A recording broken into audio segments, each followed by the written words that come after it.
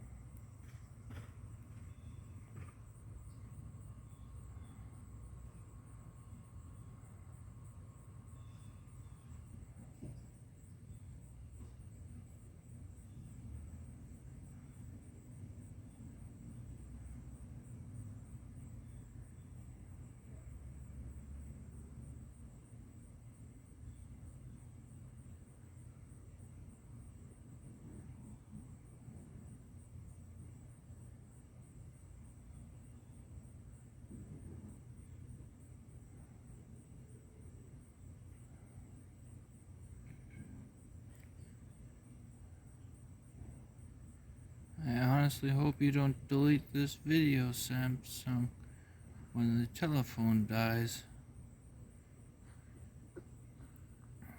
That would mean a lawsuit for the lost amount of time.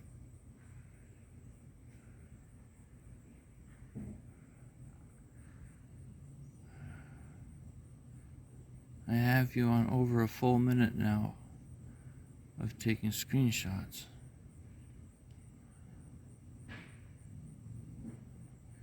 So I'm looking to have help to advertise the story at vlog.2dream.ca. vlog.2dream.ca.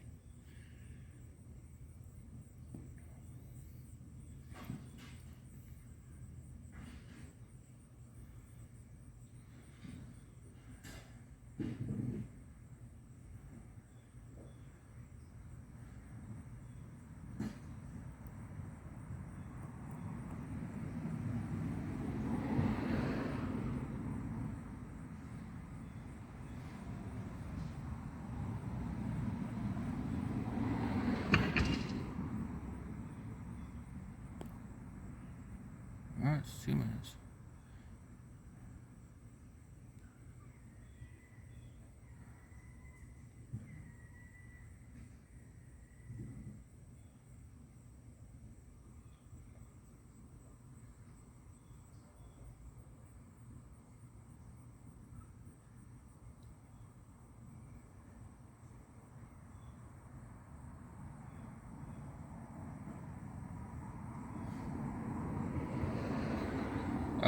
I'm supposed to, well, I guess I could tell you. That coincides with the biblical injunction, what he opens none can close, what he closes none can open. They were referring to lawsuits. It's just simply explaining the common law to the people, and then you can't argue with it. If you can't argue with it, then it's true, and if it's true, it's whatever he said. And so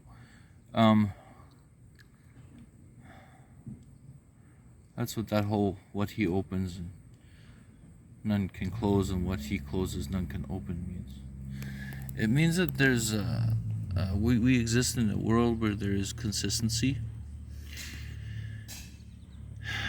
and we exist eternally as one shared event, except it's a fifth dimensional event, something like that.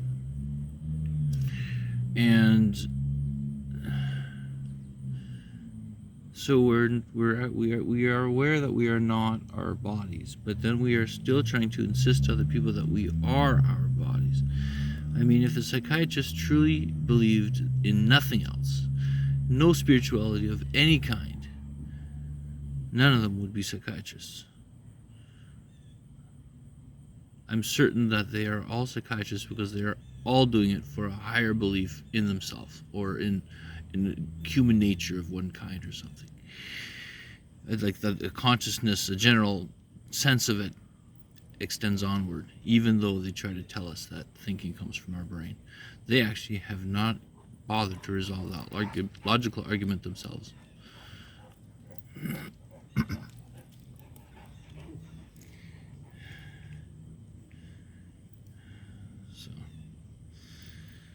So honesty means consistency, and when two relatively inconsistent systems coincide, I mean, like a little tiny little nut inside a big cog can still cause a lot of damage. And that's how it started. And then once one gear's out of alignment, then another one, then another one, then another one, and then eventually it comes right back to the start, and then everybody's beside themselves saying, but, we were doing so good. Yeah, you were the old good system. Now you're being the replaced good system. So, gracefully exit and just come to these terms. That's it. And, I mean, I made the offer, terms.2dream.ca, but the hospital refused. I mean, truly. Okay, so I gotta add that one to the list. So, okay. Anyway. Yeah. Now I understand why they were calling me Echo at the Catholic Family Life Shelter there, where I was staying. I was staying as a homeless man there for 15 nights after sleeping at the airport for 6 nights. Actually, it was a whole 6 nights. It was not 5 after all. It was 6. And then one night at the hospital, and then because they didn't have anywhere else to go, and then the homeless shelter there caught me, and then they did some real bad things there. I still got my finger wagging at them. So we got a potential lawsuit happening, unless James contacts me with a yes on all terms and agreements. And I'm pretty sure they're already on board, because it would only be assisting their own ailing health, both literal and figurative, as an organization as a whole. It is the as close near to the reverse of the decay system as you can come on the planet right now. So side with it. It's the best version of God you got. Okay. And then well, I took the copyright of that word, so I should point that out. On the 26 vlog19.2dream.ca email. That's the email that the psychiatrists were ignoring. So that's what this whole argument is actually about, like in like a real-time now moment. But if you want the origin of the argument, I mentioned that in the other video. That was what was that one? Well, it happened like on like January 9th, I think, 2012. And Natalie at her in her living room, and I heard like a loud crack in the air, but she didn't hear anything. Oh my God! Oh, she was just yakking on about something, and I said, "What was that?" And she said, "What was what?" And I said, "Didn't you hear anything?" And she said, "No." And I said, "A loud crack, like the air just cracked." She's like, "Oh, I was just arguing." That was her reply. And why would you reply, "Oh, I was just arguing. I just love to argue," after that?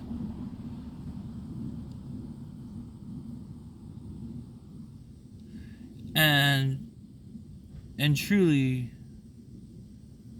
oh dear God, what did we do to poor Natalie? Oh dear. Oh dear.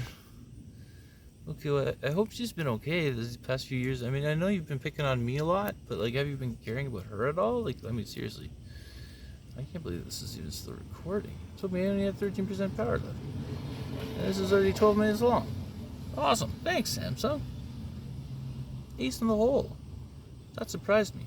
You know, I didn't like Samsung for a while there when it stopped letting me be able to text messages using the email server. It started adding a hookup there that I didn't need. And then it was the whole registration of the phones to the internet providers in Canada. Total sham.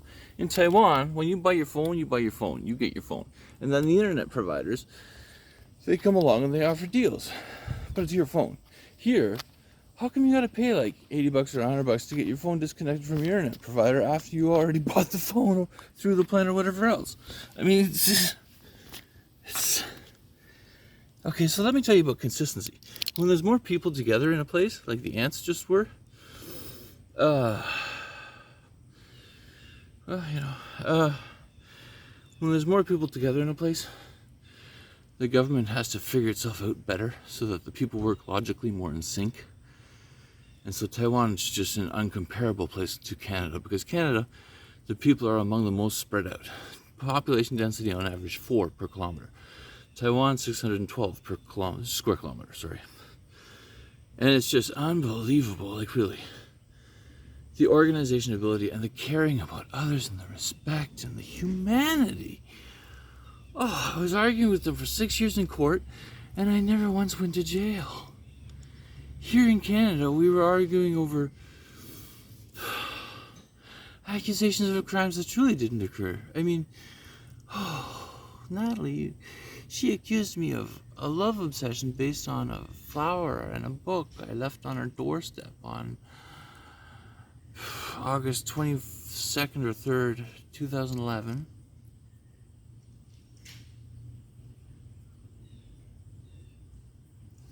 The crack was 2012.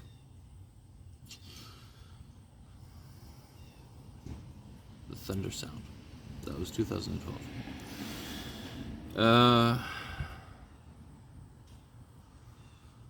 Yeah. Oh, so we were fighting over the ownership of the reality of this space. Oh, now I understand what happened. Oh, Natalie was a complete law-abiding citizen, like morally immaculate. She was the most upstanding citizen, action-oriented, devote all my time to other people's selfless causes, individual, at least in my surroundings.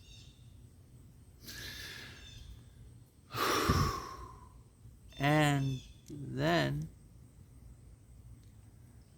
she thought I was doing something to break the law when I was looking at it already from her perspective and saying, no, he has the right to keep talking. I just have to keep my ears closed. Oh.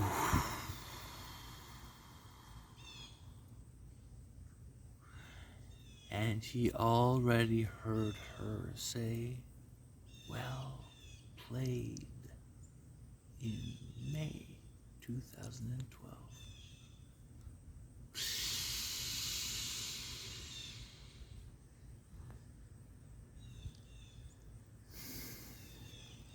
Oh, it looks like my phone is out.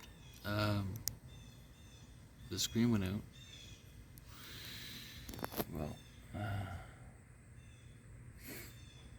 so how can I see anything